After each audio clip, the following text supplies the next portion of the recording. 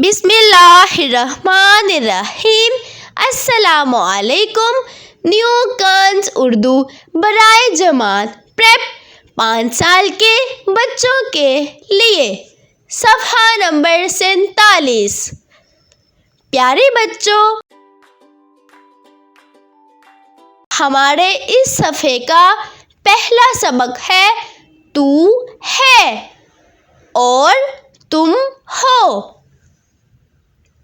اس صفحے کے شروع میں دائیں جانب ایک تصویر میں ایک لڑکا دوسرے لڑکے سے مخاطب ہو کر کہتا ہے تو ایک لڑکا ہے، اور اس کے نیچے تصویر میں ایک لڑکی دوسری لڑکی سے مخاطب ہو کر کہتی ہے تو ایک لڑکی ہے۔ ان تصاویر کے بالکل سامنے بائیں جانب ایک لڑکا 2 لڑکوں سے مخاطب ہو کر کہتا ہے تم لڑکے ہو۔ اسی طرح ایک لڑکی 3 لڑکیوں کو مخاطب کر کے کہتی ہے تم لڑکیاں ہو۔ پیارے بچوں، ایک بولنے والا شخص اپنے سامنے والے ایک مخاطب کو تو کہہ کر پکارتا ہے، خواہ وہ مرد ہو یا عورت، اور اگر بولنے والے شخص کے سامنے زیادہ لوگ ہوں تو وہ انہیں تم کہہ کر پکارتا ہے، خواہ وہ مرد ہوں یا عورتیں ہوں۔ ایک مخاطب کے لیے ہے اور زیادہ مخاطب لوگوں کے لیے ہو کا لفظ استعمال ہوتا ہے۔ پیارے بچوں، ہمارے اس صفحے کا دوسرا سبق ہے وہ ہے اور وہ ہے۔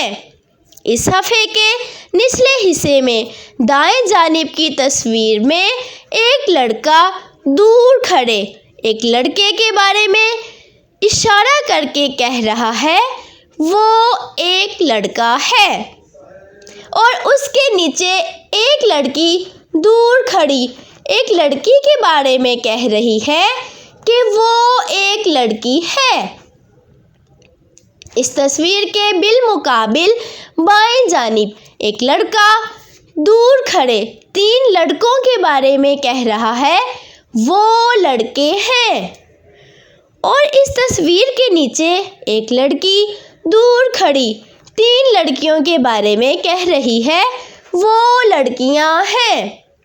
پیارے بچوں، وہ اردو میں دور کے اشارے کے لیے استعمال ہونے والا لفظ ہے۔ یہ ایک شخص مرد یا عورت، لڑکا یا لڑکی یا زیادہ لوگوں، مرد یا عورت، لڑکے یا لڑکیاں، سب کے لیے استعمال ہوتا ہے۔